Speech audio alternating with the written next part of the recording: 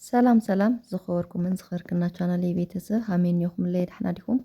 ኣነ ድሕና እግዚአብሔር መስገን በብለለኹም ሰላም ፍቕረጥዕና ብዙሕ ትርፍ ይበለለይ ሓደ ኮሜንት ልተሓተትኩ ሕቶንዮ ክምልሰልኩም እየ ካብኡ እንደገና ለለ ደው ኢልክን ጠየቕክና ኣሕዋቴን እየክንለ ለኩልኩም ግልጽ ክኾነልኩም ተስፋ ይገብር ምክንያቱ ብተደጋጋሚ እዩ ትሕተሱ እና በዚ አጋጣሚ ኣጉላ ዓዲ ክንለ ጎውኒያ برقص لو معنتي فيديو كسرح يحاسب خوي نيرة يحاسب خوي نيرة مالت معلت جيرة كسرح الخنية يلا الخنيرنا بزوله بزيجن لو معنتي سلست حواتي دوي الخن نتأيق خنانه ويم نتأيقاني سلا لا عيل متى خيا خطاينا قالوا ملول له خوي ليا السرح له مالتيو ندوم زي بقدمي الغرض خوي نيرو زرو جين ያው ላተናገርኩ ለሃለኹ ኣነ ሎማዓንቲ ገጣም ኮይኑ መቐለየ ውዒለ ብጣዕሚ ይድኽም ኢለኒ ኣምሽዩ ውዒሉ ድሓርካ ወገን ዝሮ እስቲ እግረ መንገደን ላርአያ ጉላ ዓደን ካብኡ እንደገና ተሓሳብ ብደንብ ገረን ክሰምዖ ኢለየና እሱ ታይት ተደጋጋሚ ሕቶ መትከል ና ዕድለት ቦታ ልገዛናሲ ሃመይ ላውሱምስ በሃመይ ኹነታት ይለይ ዘዋወር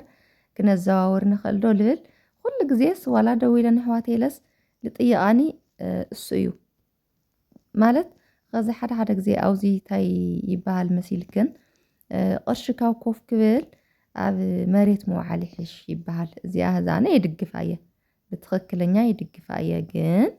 أوزي يفلا ليو أنا الدقفونيو لي يدقفو النيو سلازي بقدم ماي حان تحفتي حنت حفتي أوزينا سدراس وقت همزي لبلا أروح لكن مسرت نحوزا لقنطف بيلا تناجر نيرنا كأو أحوزا بوتا لو سمخا كزاوري خليو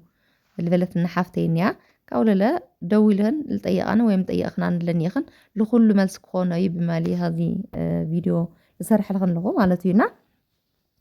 أوزينا تقادلتي مزاجا بيت فليت وكل نجار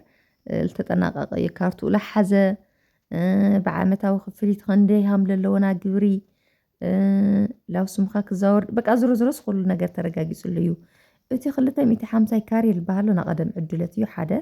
ካው እንደገና ለለ መትከል ይኒዚ መትከል ሃምዝና ገጠር ሓቀኒዮ በመትከል ስለልኾነ خዚ ለመዓይ ለመዓይ በወክልናያ እታ ችግራ ማለት እዩ ድሓር ልመጽሕጊ ተጻሪዩ ኻሊኣት همز الجبر من البات معبالتات تمسيو من البات كوني خيليو أفتل أوسه زل ساعات جن لمعي لي لمعي نا متكل عدلة تخوينا خزي اسكام الزجاج جابت لي فرط اسكام كارتا لي ولو لو سمخاك الزاور أي خيلي مالتي حواتي أوزي جن كاو تجزعات اللخن جن أنا كتأنجا أكن لخيل مالتي كتجزعات اللخن لعبنا تستعد لي بلكا لفرحك كان جر تجزء مو جزء خد حر هندي عمت لعمنت أقمي تخيو لتقلم خندي سبنيو لو هو مجين تجزء تلو حدث بهم يتكمل مسيل كنا وزوز له ساعات ميكينا تكون بوتا يكون جزع يكون جن خزي بحمش تمي تديو بحدا مليون ديو بحدا يحدا ديو بالخونة بتشا بالجزء أخنو ورقة صححفة اللخن ما سرت جاخن مالتيو بعصف جيرخن تصحفون يكتب بدن بما تمل له كل نجار غزل عمنت أنا تجزت اللقاء حدا بوتا لجزء أخوه بحدا مليون تخينا أفتت صحفتي لصحف أفتت صحفت لنا وعلم مسرت الورقات أفتت فيرما للاتا ب3 مليون اندحر إلى الألمة مالتي خذ لعمنت أنا جزئة اندحر أيد اللي تخينا وثيقة يلو اللخو سبسلا أنا تأليمة أي اندحر بالخوين تبع البوتا لا إتن وعل أتناين ب3 مليون يخفلن مالتيو تنلخف إذن الجزء خاين جنزة عمل الله خوينا الساعتين يخفلن مالتيو تردي خلنا تخونا تسفى جبر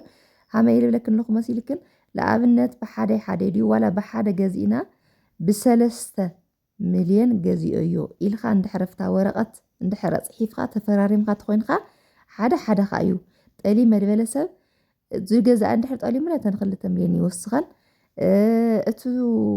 شواط اندحر طليم خوين لا اتن خلت مليون اذن 3 مليون هيكا بوتو يركب هومو يخوين يلوي وهم لا جبرسب او زوزو له ساعات وهم يجزلو يشطلو معناتيو تحد التجنيه يلي لكن لهم እምበይ ስለለልማዕኹ ስለለየልማዕኹ ዝበሃል ኣብ መትከል የለይ ኣብዚ ንሓውዛ ግን ዝሮ ኣነ ኣይፈልጠይ ነይረ ኣብዚ ባመን ስሙና እዚ ና ስድራ ስዋኣት ግን ኣነ ብትክክለኛ ኣይፈልጠይ ነይረ ማለት ይሃምዚ ይጥለምሎ ሃምዚ ይበሃል ነይሩ እኮ ስለ ግን ኣብኡ ሕዚ ዞም ልጠልሙ ሓደ ለለዉ ሓዳኡ ትክክለኛ ወረቐት ለይብሎም እኒአው ሕዚ ተብተቢሎም ሓቂ ይሸጡ ካብዚ ካርታ እኒአዎ እዩ ግን ለለት ሸዋጢ ትክክለኛ ወረቐት እኒአዎ ዶ የብሉ መጨረራይ ድዩ መጨረራይ እዚ ይፈላለ ስለዝኾነ ጠሊሙ ክዳሃል ልኽእል እሱ ዝመጨረራ እዩ ስለዚ ግን ኣብኣ ትገዝእ ተለኽን ክትጥንቀቐኒ የክን ኢለ ይመክረክን ምክንያቱ መን እዩ ትክክለኛ ወረቐት እኒአዎ ዶ ምስሊ መን ነይሩ በቃ ሃምታ በቅድመ ላገለጽ ክልኽን ነበርኩ መን እኒአዎ ምስክር ኢልኽን ኣጻሪኽን ክትገዝኣኒ የክን ስለ መትከል ግን ሃማያ ሕዚ ሓደ ግዜ ተብተብ ንብል እሞ ሕዚ ንገዝኦ ካብኡ ከምዚ ትበልና ከምዚ ትበልና ክላልና ኣብ ጭንቀት ልነብር እኒአና ዝሮ ግን ናመትከል ካርታ ለይብሉ ስለዝኾነ ምንም ዓይነት ላውሱምካ ምዝዋርያ ገለመለ ልበሃል ነገር እስካብ ሕግታት ነዋዕሊ ለይወፆ የለይ ማለት እዩ 250 ካሬ እዩ ልዕደል ብትናቐለ ምዕድለት ብቱ ኣብኡል ተዓደሎ ማለት የልብለክን ኣለኹም ካብኡ ለለ ኣብዛ ዝለለ ሰዓት ልኡ ሕጊ ገና እዩ መብራህትኸ ከኣትዎ ይኽእል ዶ ኣይኽእል ልብለ ምስ ግዜ እዩ ኩሉ ነገር ልገብሮ ሕዚ ዳምኬል ብጣዕሚ ሰብ የዋርዶ ነይሩ ማለት የዋርዶ ባህላየ ትሑት ገይሩ ኢሉ ነይሩ ሕዚ ግን ማይ ኣትይዎ መብራህቲ ለሕዚ ዝሮ ከኣትዮ እዩ ሕዚ ቆንጆ ነይሩ ዳምኬል ኣነ ኣድናቒት እየ ሕዚ ዳምኬል ስለምስ ሓዲኩ እዩ ለልኽን ብዘይጋጣሚ ሓፍተ ኢለ ኣጋጣሚ ስለለይኮልኩ እዮም ኣነ ዳምኬል ብጣዕሚ እየ ልፈትዎ ዝለ ብድጋሚ ብጣዕሚ እየ ልፈትዎ ካብ ካሊእ ቦታስ ሓቀል ምንጋር ተኮይኑ ኣነ ዳምኬል እየ ልድግፍ ከዝለ ብጣዕሚ እየ ልድግፍ ማለት እዩና ካብዚ ኣብዚ ሞኒኡ ከይድግፍ ኢሉ ለፍቲ ቦታ ግን ቅርሺ ካብ ባንክ ኮፍ ክብል ቦታ ክግዛእ እኒአዎ ግን ደለ ቦታ ልትገዝኦ ክስትውዕል እኒአዎ ምክንያቱ ተመሊሱ ላብ ኪሳራ ልኸተካ ኣብ ጣዕሳ ልሕድረካ ተኮይኑ ብጣዕሚ ኣቸጋሪ ስለዝኾነ ማለት እዩ ደቂ ዓበይቲ ዋይ ብልበለፀ ሓደ መዓልቲ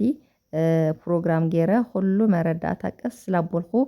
ክነግረክን እየ ዘን ኣሕዋተይ ኣብዚ ብዙሕ ልትጨናነቃሉ ስለ ቦታ እኒአኽን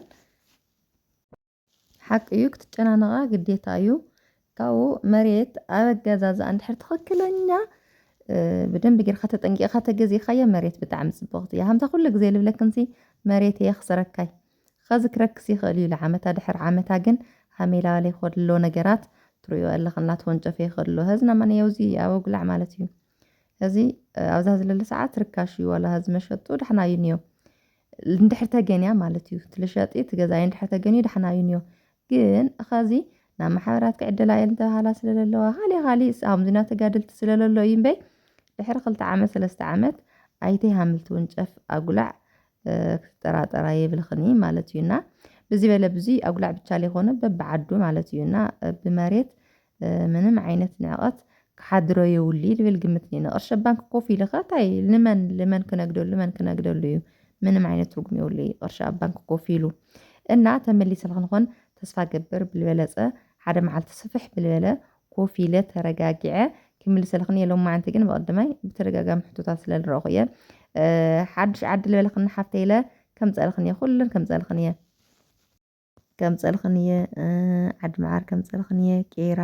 ኩሉ ብቻ ልጠየኽናን ዘሎ ኩሉ ከምፀልኽን እየ ካብዚ ግን ዝሕልውለኹ ግን ሓደ ንቆልዓ ምንፅርፃር ከይመስል እምበይ ናብ ማነይ ንቆልዓ ትኾንካ ከቢድ እዩ ብትክክል በይንኻ ተወጊልካ ልትወፅኦይ ቆልዓ ሒዝካ ላፍቲዶ ትብለይ ሓደ የኾነይ ናብ ማነይ እየ ማለተይ የኣብየካ ቆልዓ ተቋርፆ ካሜራ ወይም እንደገና ላብ ልሓሰብካዮ ተቐሪ ብዙሕ እዩ ዝሮ ግን እግዚአብሔር ይመስገን ከምዚ ይኹሉ ነገር ክትኽእል ገበረካለ ክብሪ ምስጋናይ ልምድሃኒ ዓለም ይበሃል ኣሕዋተይ ማለት ምንፅርፃርስ የኾነይ